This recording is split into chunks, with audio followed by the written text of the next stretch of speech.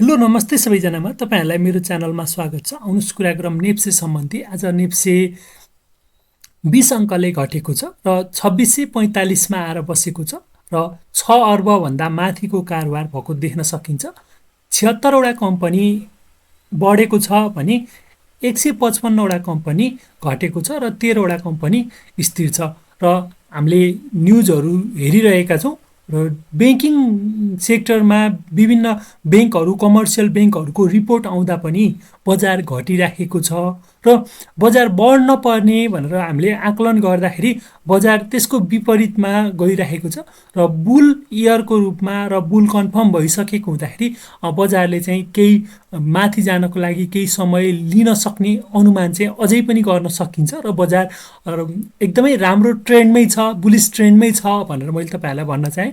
र मैले तपाईँहरूलाई पहिला पनि भनेको थिएँ बजारले यो लेभलमा जान सक्ने र यो लेभलबाट फेरि एउटा करेक्सन हुन सक्ने भनेर मैले भनेको थिएँ र त्यही रूपमा चाहिँ यो करेक्सन चाहिँ त्यसैको स्वरूप यहाँबाट चाहिँ घटेको र यो घटाइ सकिएपछि बजारले चाहिँ माथि अप ट्रेन्ड चाहिँ लिनेछ र पहिलाको हाईलाई चाहिँ ब्रेक गर्नेछ र यो बढाइ चाहिँ पहिलाको बढाइभन्दा पनि अलि लामो र अलि ठुलो हुन सक्ने अनुमान चाहिँ गर्न सकिन्छ र बजार हेऱ्यो भने बजारमा चाहिँ एकदमै राम्रो माहौल छ भनेर भन्न चाहिँ सकिन्छ। र अहिले तपाईँहरूले डराइहाल्नुपर्ने स्थिति चाहिँ छैन, किन भन्दाखेरि यो लेभलबाट बजार घट्न मानेको छैन र 3वटा क्यान्डल यही लेभलमा बनाएको छ र यदि बजारले वर्स कन्डिसन भयो भने त तल जान सक्छ र यही लेभलबाट पिकअप लिन सक्ने सम्भावना चाहिँ ज्यादा छ।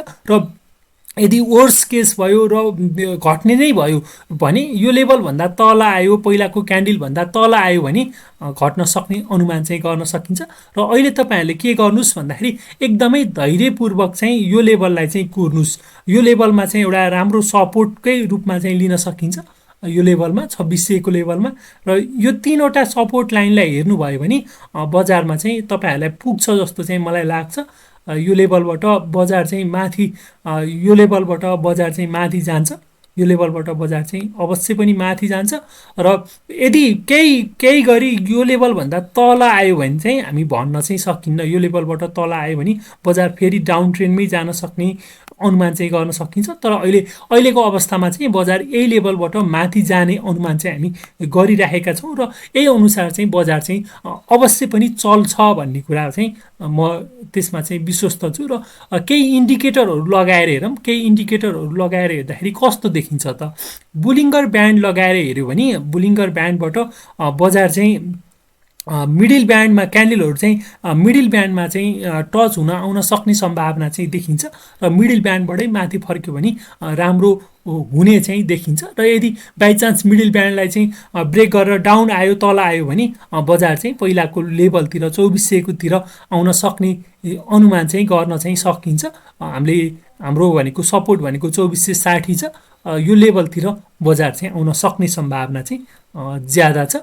त्यस्तै एमएसिडी हेऱ्यो भने एमएसिडीमा बाई सिग्नलै छ, हिस्टोग्रामका क्यान्डलहरू सानो छ र फिक्का छ।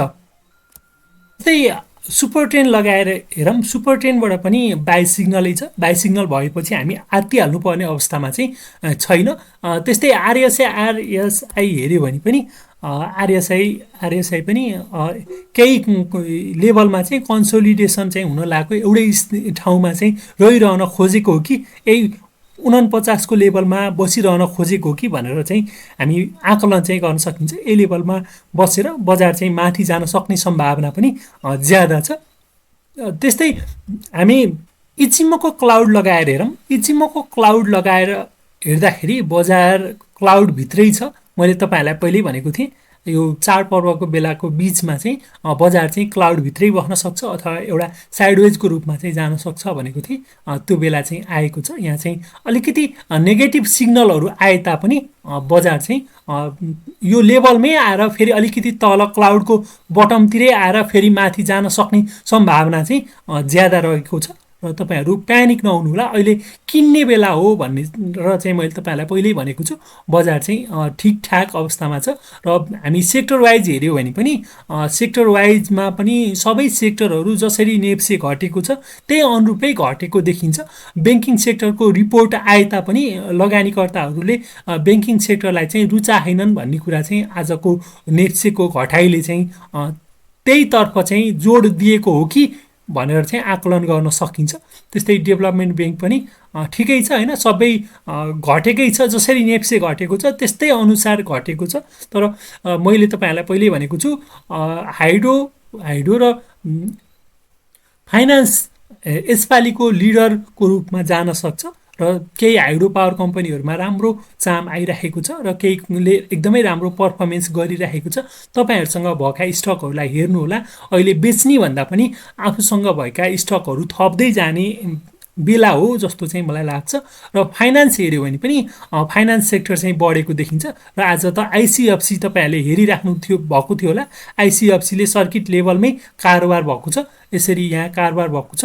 अब बढिसकेको स्टकमा जानुभन्दा नबढेका अलिकति राम्रा स्टकहरूमा जानुभयो भने राम्रो हुन्छ। र अहिलेको चर्चामा भनेको फाइनान्सै छ, फाइनान्सबाट केही कमाउन सकिन्छ कि भन्ने सबैको लागिरहेको छ। र मैले तपाईँहरूलाई के भनिरहेको छु, कमाउन त कमाइएला, तर कमाएकोलाई चाहिँ सुरक्षित गर्न सकिन्छ कि नै भन्ने कुरामा चाहिँ भर पर्छ। तपाईँहरूले पनि अध्ययन गरेर अनि बल्ल कारोबार गर्नुहोला। त्यस्तै अर्को भनेको एसएफसिएल समृद्धि फाइनान्सले पनि आज सर्किटकै लेभलमा कारोबार भएको छ र रिपोर्टहरू आउने बेला भएको हुँदाखेरि यी सेक्टरका यी फाइनान्सका स्टकहरूले सर्किट हानेको र राम्रो केही मात्रामा ब्याङ्किङ सेक्टरभन्दा अलिकति राम्रो र लो क्याप स्टकहरू भएको कारणले गर्दाखेरि यसमा चाहिँ चाम भएको र लगानीकर्ताहरू पनि अरूमा भन्दा यसमा कमाउन सकिन्छ कि भन्ने आशले चाहिँ आएको।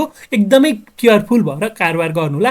एनएफएस घटेको छ होइन, अब लगानीकर्ता माथि टुप्पोमा किन्ने लगानीकर्ता निक्लिन जान्नु भएन भने उहाँहरू फस्दै जानुहुन्छ होइन। बजारको माहौल अहिले त ठिकै छ, तर राजनैतिक अवस्था भने खराब छ। अहिलेको राजनीतिक अवस्थाले गर्दाखेरि बजारलाई चाहिँ हिट गर्न सक्छ, त्यसमा चाहिँ अलिकति सचेत हुनुहोला। तर पनि अलिकति जानकारहरूले अलिकति राम्रै व्यक्तिहरूले के भन्छन्, बजार चाहिँ अप ट्रेन्डमा जान सक्छ, बजारलाई चाहिँ यस्तो राजनीतिक माहौलले चाहिँ छुँदैन। यदि बुल ट्रेन्डमा बुल इयरमा छ भने यो राजनीतिक माहौल सँगसँगै बजार चाहिँ माथि चाहिँ जान्छ, अप ट्रेन्डमै जान्छ भनेर यसरी हामीले सुनिएको छ। विभिन्न इन्टरभ्यूहरू हेर्नुभएको छ होला। र सबै अब माइक्रो फाइनान्सले पनि बिस्तारै डिभिडेन्डहरू दिँदैछ। तपाईँहरूसँग छ भने पनि राम्रो मुनाफा आएमा मात्र बेच्नु होला, नत्र भने अहिले स्टिल होल्ड गर्नु होला। बजार चाहिँ समग्रमा भन्यो भने एकदमै राम्रो छ र स्टे पोजिटिभ, बजार चाहिँ माथि जान्छ। र तपाईँहरूले यो भिडियो हेरेपछि केही पोजिटिभ कमेन्ट गर्नुहोस् ताकि तपाईँहरूले हाम्रो भिडियो हेर्नुभएको छ भन्ने कुरा थाहा पाउन सकियोस्। र तपाईँहरूलाई केही जिज्ञासा छ भने कमेन्ट बक्समा कमेन्ट गरेर पूर्ण सक्नुहुन्छ भन्दै यो भिडियोबाट बिदा हुन्छु। भिडियो अन्तिमसम्म हेर्नुभएकोमा तपाईँहरूलाई धेरै धेरै धन्यवाद।